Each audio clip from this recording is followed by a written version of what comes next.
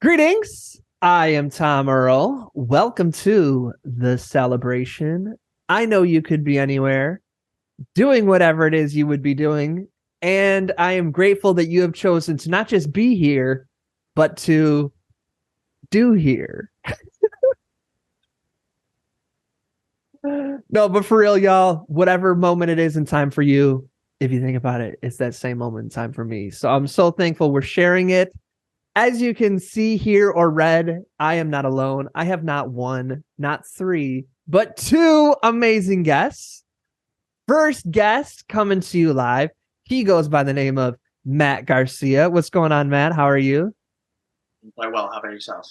I'm I'm so excited to be here with you. This is gonna be I'm giggly and I'm just barely out of the intro. So this is gonna be stupendous.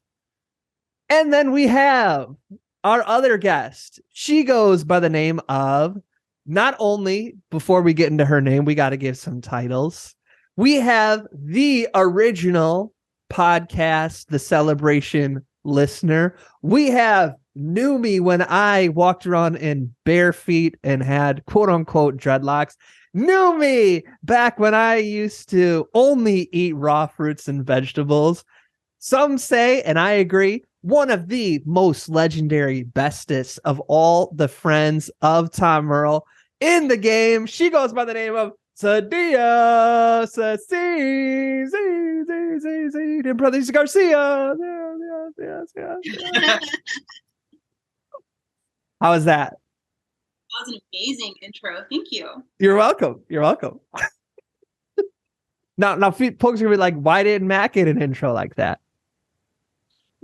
Because I specifically requested a really gaudy intro. So don't blame it on anyone else. I also feel like I'm just kind of going at this from the mindset of a dog, where I'm just happy to be here. So it's like, I'm game. Thank you for introducing me as such. It's a very specific dog. Like most dogs I know are like, what about me? What's going on over there? What's going on over there? Who's at the window? Who's at the door? Who's at the door? So I feel like you're very like, if this is the approach of a dog, this is the dog everybody wishes. You know what I mean? Easy to please. Okay, well, I myself am gonna go camera off. Y'all don't have to, but I'm a big fan of the camera off life, or at least ring light off life. So why are we here? What brought us together? Because I was like, Sadiya, I did bonus episodes with Lil Tanky and it was fun. Do you have any interest? And you were like, nah. I was like, all right, cool. And then here we are. And yet here we are. So what changed it? Why are we here? How did I get bonus episodes?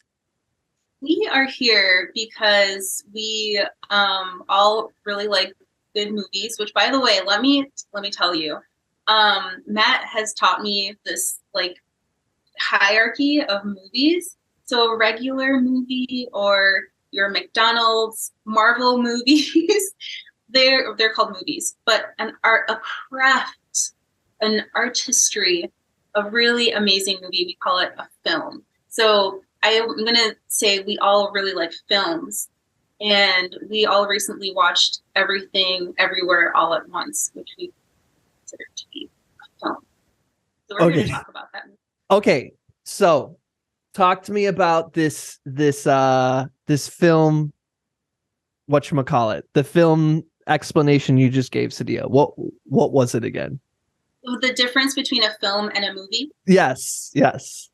Basically, a movie it's just what we think of as the movies. But if it's of higher quality and there is a lot of craftsmanship involved and it's well done and artistic, then we like to refer to those as films. Okay, so is Everything Everywhere all? What was that? Every movie is a movie, but not every movie is a film. So, every film is a movie, but not every movie is a film. And what is Everything Everywhere All at Once?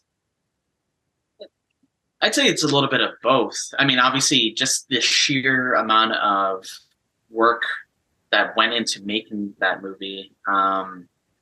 I think if I recall correctly, the filmmakers themselves had like very little experience when they kind of jumped into this endeavor. And there's actually, I learned recently, there's a shot um, where Michelle Yao is on a Zoom call with the filmmakers and such, and I guess during this period in time they were teaching themselves how to edit.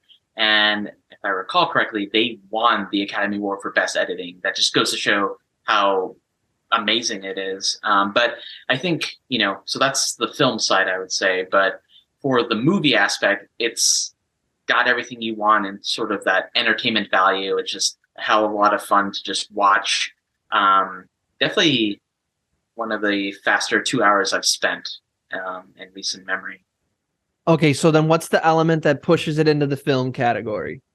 I think everything else about it, the cinematography, as I mentioned, the editing was top notch just because just the sheer amount of, craziness that's going on, frame by frame, the way that they were kind of able to sort of almost seamlessly, have it flow together while still, maintaining that hectic feel.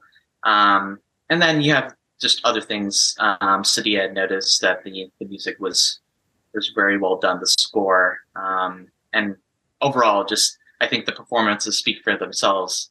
And a fair amount of them won awards for their acting categories, so there's that to consider as well. Sadiya, what are your thoughts? So I definitely placed it squarely in the film section, and I would agree with Matt. I think the editing was incredible. So, which is something, since being with Matt, I consider a little bit more what kind of work goes into making a movie or a film or a production. And the movie, so I'll talk about it a little bit now. So, spoiler, the movie is about a woman who basically gets pulled into different dimensions or different universes, but as herself, so as part of a multiverse theme. And she is rotating constantly through dozens, hundreds of universes, and they do really, really quick outfit changes, background changes, transitioning between universes. So it's like complicated to actually bring that to life visually. And I think the movie did an amazing job with that film. Okay, dope. So this is also the kind of stuff Adora knows and stuff, the technical stuff. All right, we got that out of the way. What about the idea of the multiverse? Do y'all resonate with that? Where are you at in terms of that element of the story? Did that speak to you? Talk to me. I think it's definitely hits a lot of different notes for me. One, I love the Marvel films, and I am, not ashamed to say that I call them, my McDonald's movies, where they're there to entertain for the most part, and I'm fine with that. But I know a lot of the recent Marvel films movies have been going into that whole multiverse thing. But in general, it's definitely been a subject that has interested me, if only at times to kind of upset me, just because, I don't know, it's kind of weird having this idea that, okay, here I am in this universe, but there could be a potential universe where I'm super successful or super rich, or I have no student loans, that sort of thing. And if I spend a little too much time thinking about it, I start to get a little bit down on myself, just because it's like, well, I'm feeling pretty crappy about what I have here. But I think what the movie does really well is kind of show, okay, yeah, there are those universes, but there's something beautiful to be had in the current universe. And I kind of walked away feeling this sort of sense of gratitude, just because there's a lot of things I love in my current life that, sure, some things could be better or what have you, but I am generally happy to have all these wonderful things in my life, my wife or, my dog.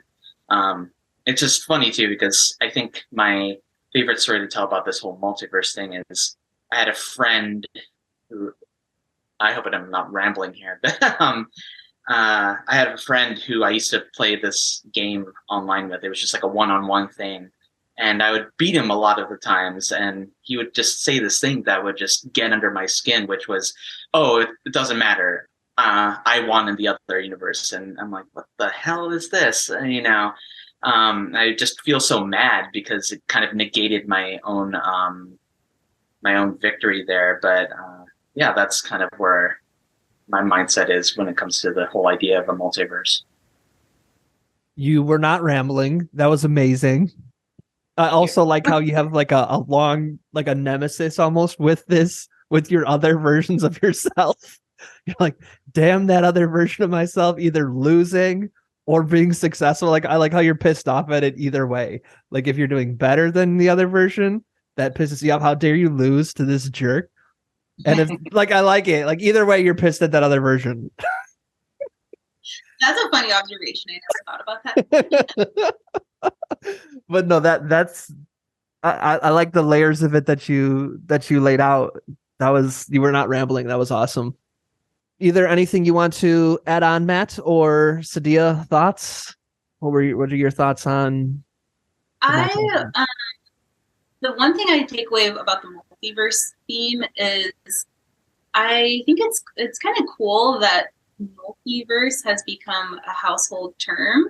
I don't think it was when we were growing up, but even though the Marvel Cinematic Universe, they're not the first people to do multiverse, but in my opinion, they're the ones that really made it this household term. Like, if you say multiverse, everyone is going to know what you're talking about, or the type of concept, what it means to have a multiverse. And I think we're getting like kind of comfortable with that idea of different existences on different planes of existence, and getting introduced into ideas of how it might work with the show Loki, which we really liked, or I guess in Everything Everywhere All at Once, that there can be different timelines. Oh no, what's the other show I was watching? Doctor Strange. We were watching The Peripheral. Well, Matt didn't watch it, but I was watching The Peripheral, and they talk about different stubs, similar to Loki again. Different lines, different timelines, and how the same version of you might die early in this one dimension, but in another dimension, you're like saving the whole rest of the universe. And so I might not be articulate when describing it, but I think the shows that we watch are helpful in giving us like a way to think about multiverses.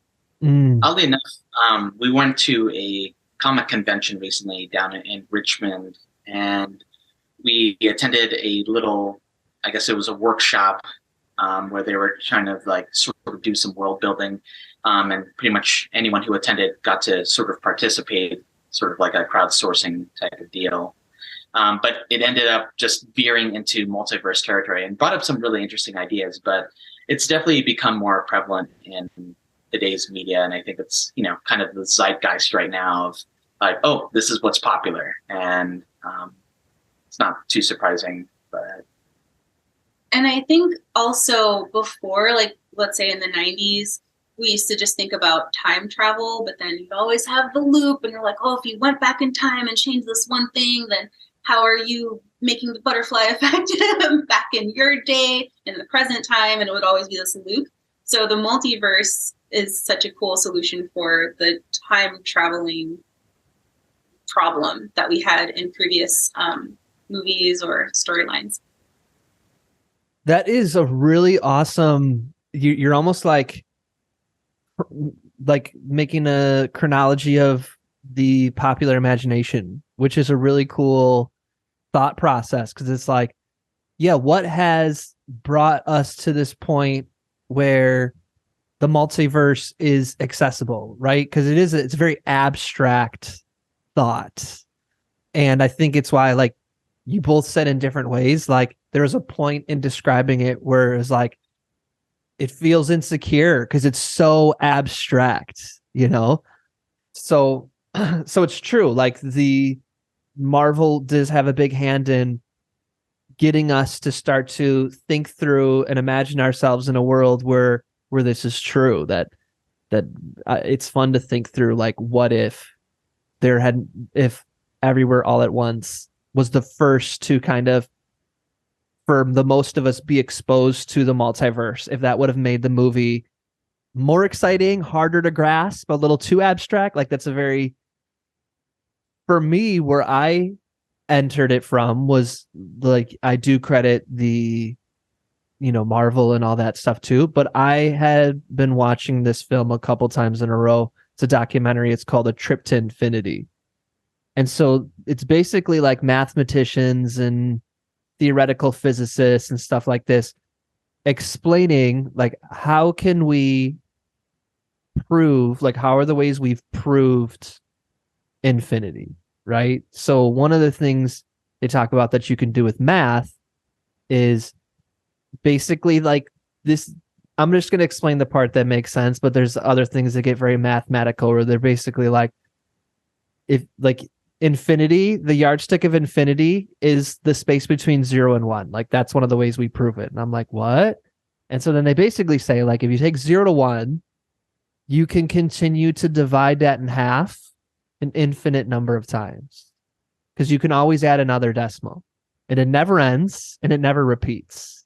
And that's like their big thing, is when they prove it, it never repeats. And so they have all these kind of like mathematical formulas that they've used to show in like a scientifically rigorous way infinity exists.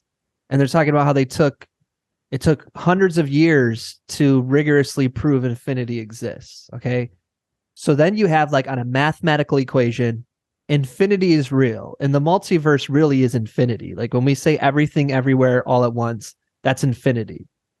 And so then they're like, okay, so if we have this equation that is infinity, then let's start putting variables into the equation. So one thing they talk about is, and this is really hard to understand. I've had to watch this many times because it's beyond the imagination.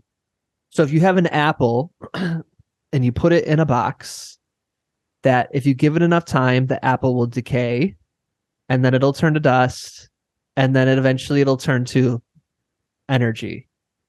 And if you give it an infinite amount of time, right? Like, we check back in a billion years, the energy will have gotten so hot that, similar to like the Big Bang or however things were created from energy, eventually that energy will turn back into an apple.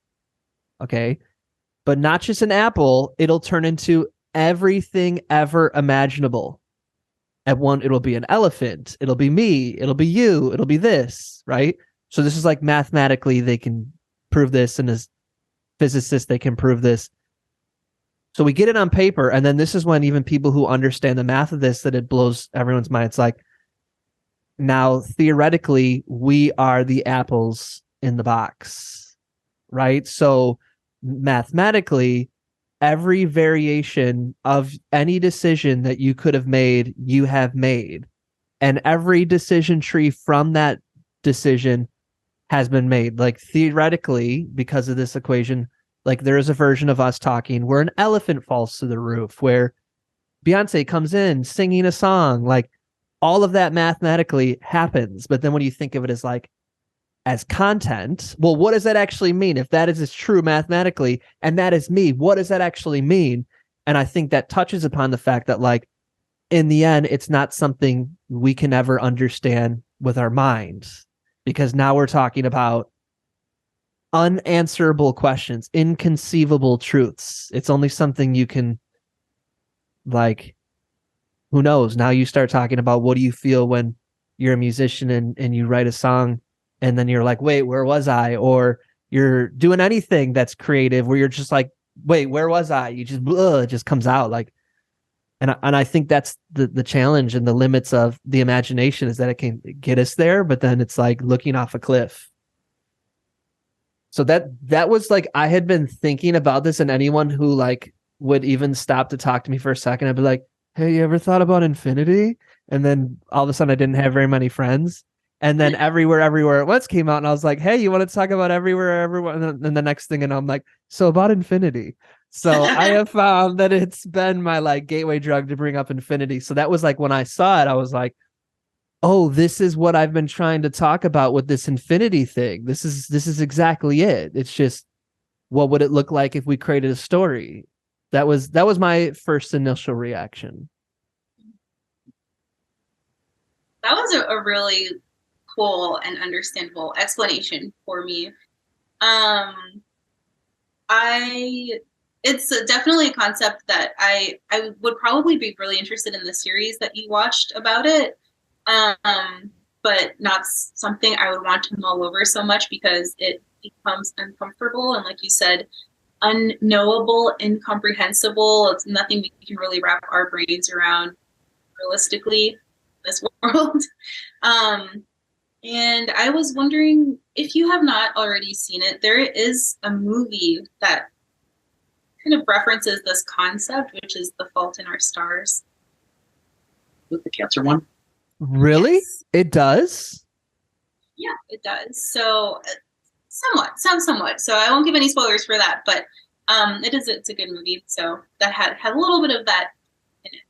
That's the one where she gets really sick, right? And they go to Anne Frank's house and all that kind of stuff? Yes, it's that one. Anne Frank's house. Interesting. Yes. Look at me giving away spoilers. You're like, no spoilers. I'm like, here's some really interesting plot points.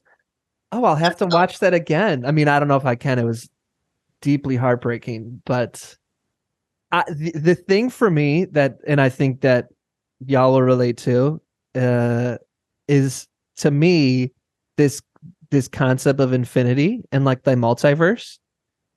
I think that it is a huge spiritual source of anxiety, right? Because I think there's a part of us, especially those of us who can think abstractly, that have anxiety, that recognizes like, oh, you mean I could have made a million different decisions and then that decision will lead to a million different decisions? Yeah, welcome to how I calculate my life. Like, yes, I know this. Like, I'm not sure if either of you relate to this, but that, like, I very much relate to like, oh, that's anxiety, like constantly trying to make peace with like, I can make a million decisions and I could have made a million different decisions, but like, I'm so glad I'm here. But at the same time, imagine if I wasn't. No, don't do that. Don't do that. Don't do that. It's like I don't know. There's kind of almost just mathematically explaining where anxiety comes from. I don't know if y'all relate to that. I mean, I think while you were explaining that whole series, I could feel my anxiety just steadily rising, just because,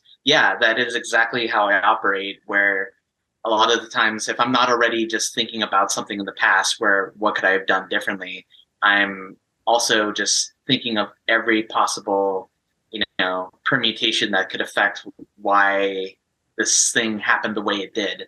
I mean, I was picking up Sadiya earlier from work, and I had arrived at 5:17 p.m. and texted her that I was here, and it took the span of 10 minutes for her to get down. And I was wondering in my mind, well, what could have been the reason why? And it's the fact that I spend so much time thinking about these insane things.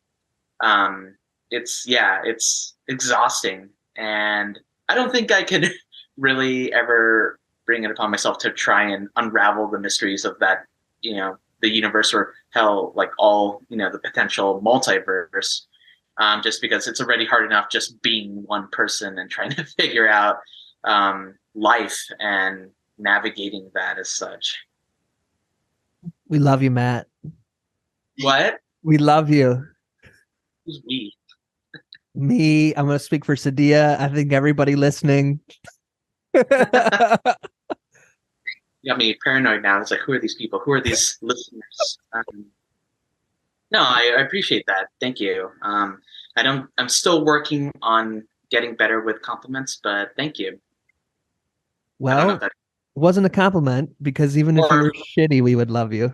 Kindness. I hope this doesn't sound. It's like, what's wrong with this guy? What are you? It's like was he a dog? Is he? Ask yourselves the question. Is Matt kind of like this dog that was like beaten and who's never shown kindness? No, it's just, I don't know. It's definitely, I feel very odd. And in fact, one thing, Tom, that it always sticks in my mind whenever I do think about you is when you were just examining my hands and you're like, oh, you should be like a hand model. And I felt just so uncomfortable, not because I didn't like it or I didn't take it as a compliment, but it's strange when people, come to me with nice words or compliments, that sort of thing. So what did I do? What? You don't remember this conversation? No. I mean, it could help if it makes you feel any better. I have a long memory, which also just doesn't do well for my anxiety, just because I can play various moments like on feedback loops. So yeah. I was literally like, oh, can remember what you said. Like you were like something when I examined, and I was like, oh, I'm gonna have to edit this so it's hilarious. And then you kept going. I was like, this is better than anything I could have had when I examined your hands. I was like, examine your hand and told you should be a hand model. I was like, this is awesome. Was this when we first met? When did this happen? On your wedding day? Where were we? I think I was at your house. We were just chilling about something. I think it was probably when I was probably talking to you about some, job advice, because I think we were getting ready to move to Virginia. So it was probably when I was just asking you for some, and I'm just looking at your hands. You're like, hey, do you have any jobs? I'm just like fascinated by be a hand model. Thanks, Tom. Thanks. Such an impact, Tom. You don't even know. You never know if people are going to remember. Remember Zoolander? He had his hand in the little case. That's exactly what I thought of. Yeah. But why male models? Oh, that was awesome. Oh, that was so much fun. Sadiya, any thoughts about anxiety or anything else you want to bring up? I have some thoughts, but I don't know if I should try and stay focused on the movie because we were, hypothetically meeting to talk about. No, the movie was just like, it was just the icebreaker. The movie was the icebreaker. Ice is broken. Talk about whatever you want. Oh, okay. Well, you know what? I'm going to talk about the movie still. Well, now that I know it's my choice that I am going to stay talking about the movie. No, I just wanted to point out, so, I just have some notes about our experience, and I wanted to say don't look at my notes. Sorry. One of the funny moments, so Matt and I don't shy away from, like, violent movies, but there's a thing in the movie where in order to switch dimensions, you have to do the most unpredictable action. And so there's one part where the main character she takes a big piece of white paper and starts like giving herself paper cuts between each of her fingers.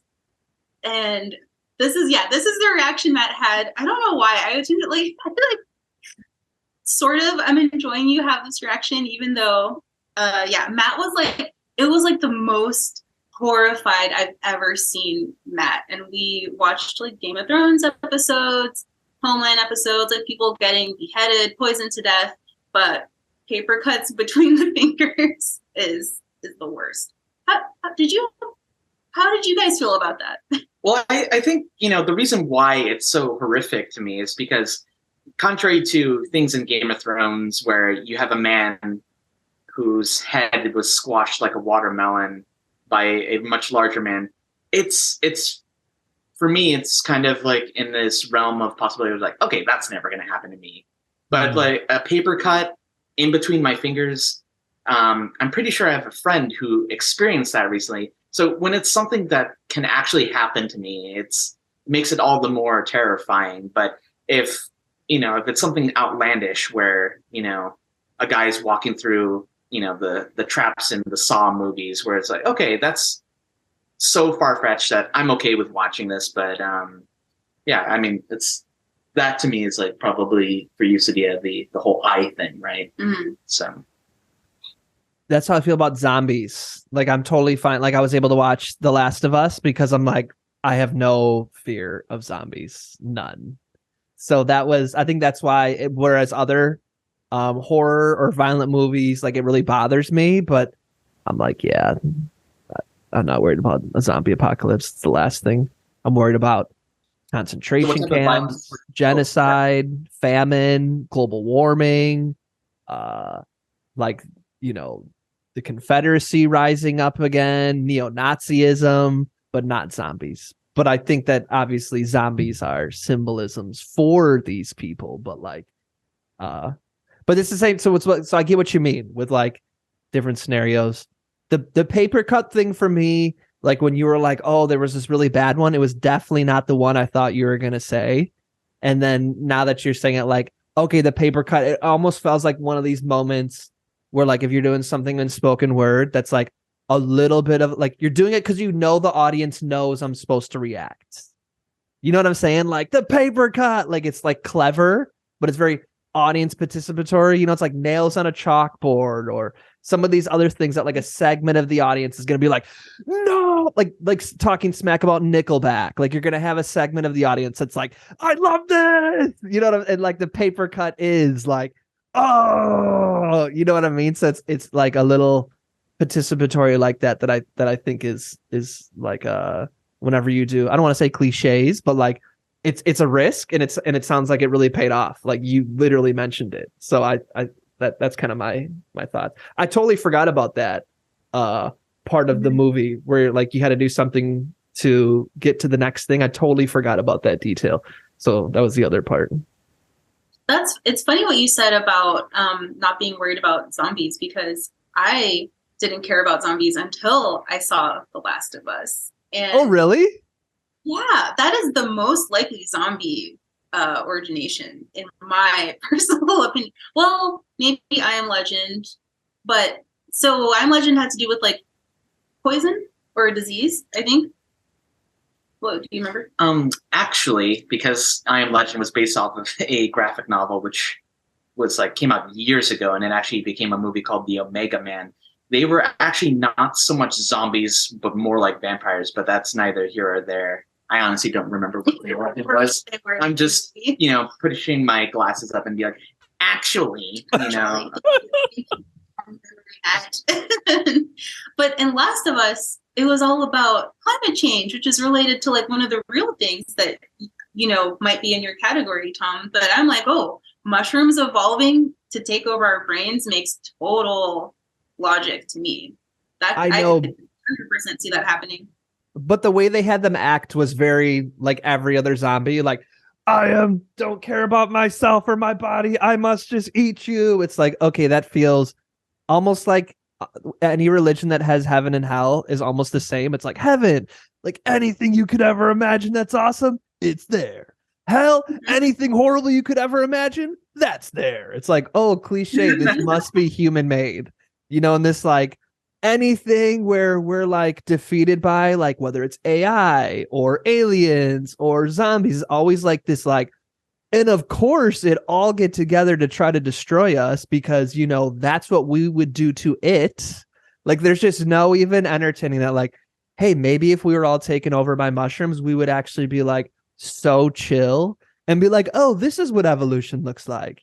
It's just this automatic assumption that it'd be this total loss of control and freedom and liberty and guns and beards and it's like always this like very much our imagination being like, if anything ever were to have more power than us, of course it'd want to kill us because I would kill it. That's kind of like a little bit of my, I think, where I'm like, okay, this is definitely, even if we were to become like this, very much the like lens we see difference through makes total sense that we'd imagine it'd be our complete destruction. You know what I mean? And we must take up arms and have a lot of white guys and that kind of stuff. Yeah. I like this Southern persona. Well, I mean, even in The Last of Us, like all these like militant groups that did overthrow the system very much looked like you're like white guy survivalists. When I'm like, really, you think in all these cities it'd be these country bumpkins? Like, you don't think there'd be any like people who actually live in the hood that would like be ready to not let their streets taken over. Like, no, you'd need the country bumpkins to come into the inner city and save and help overthrow a fascist government. Like, yeah, that's how it. So I don't know. Already to me, I'm like, okay, it's through a lens of this, the system we live in. So I don't know. I did like The Last of Us a lot. All that to say, I still really liked it a lot, but it didn't freak me out. Zombies don't freak me out. Yeah, for sure. Neither do alien movies. Alien movies don't really freak me out. I also think it's the same. I mean, they can make them scary, right? Well, it's like scary. I don't want to watch this because it's scary, but like, it's the same thing. AI, robots, they're all like going to take us over because it's what we would do. You're right. They always have that taint on them, I guess, of humanity for exactly the reasons that you just described. I want to recommend a book to you, Tom, that I read recently. I'm like dipping my toes in sci-fi. I don't know if I mentioned this book to you already, but it's called Dawn by Octavia Butler. And it also might tie into some themes that we've been talking about, but I don't want to give any spoilers on the book because that's actually an amazing book. And she's actually a really well-known sci-fi author, but it's the first book of hers that I've read, and I think you should read it. That's all. And anyone who's listening should totally check it out. The Octavia Butler book that I read, I believe, had to do with time travel and like almost like a husband and wife or something like that traveled differently. And like, is it that book or is it a different book? It's a different book. Okay. Awesome. All right, folks. Thoughts, questions, things you want to throw in the mix that have been brought up? Pulling up my notes. I do have another topic. Did you want? Go ahead. No. Topic it away. I was wondering, Tom, if you have seen Banshees of Inisherin. I have not. Is it? It's the Irish one, right? Should I? I think you should. Yeah. How come? What did y'all like about it? What did you want to? Had I said yes, what did you want to bring up? Well, it's definitely a film, higher, but even more artistic than your regular old movie.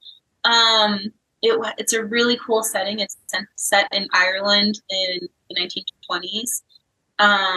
It's amazingly acted, scripted, and everything. It definitely has some themes about relating to what you talked about with making different choices, and what you talked about too, Matt, and how these different choices might impact your life. And it was funny and made me laugh at some parts, but also so upsetting. I was really mad at the movie. Don't know if I liked it the first day, but now that it's like sat with me, I'm like, okay, I can appreciate it and not be so mad at it. So I'm trying not to give you spoilers about it, but the premise of the movie is that these two best friends on this tiny island in Ireland, one day one of the best friends is just like, I don't want to be friends with you anymore. And then you're trying to figure out why, and they tell you why actually pretty early on, and then you see it. I think that's a spoiler. Oh, okay. Well, it's not that big a spoiler, but you see how it plays out. But it's just so dramatic because you're like, what just happened? You would never expect your best friend to just be like, I don't want to be friends anymore for absolutely no reason. I dig it. It sounds good. That was a good pitch. Well, are we keeping this a part one or going into a part two here, folks? No, I think this is good. It's good for part one, but I think we'd always be down to talk about movies or films or books with you if you want. Let's start doing it. We can make this a regular thing because Adora and I try to watch one a week. Sounds like you two do the same. So that can this can be a regular drop-in series. This can be, because I do intermissions now. So instead of it being a bonus, this can be a bonus intermission. I like it.